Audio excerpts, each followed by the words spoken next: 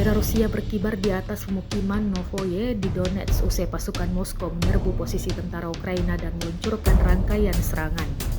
Rekamannya diunggah di Telegram Kementerian Pertahanan Rusia pada Kamis 1 Mei 2025. Selama operasi ofensif aktif, pasukan senapan bermotor Rusia menggunakan kendaraan udara serang tak berawak menghancurkan peralatan militer, titik tembak dan pos komando serta pengamatan militer Ukraina. Selanjutnya, kelompok penyerang memasuki posisi tentara Kyiv dan akhirnya membersihkannya. Beberapa pejuang Angkatan Bersenjata Ukraina diklaim meletakkan senjata dan menyerah.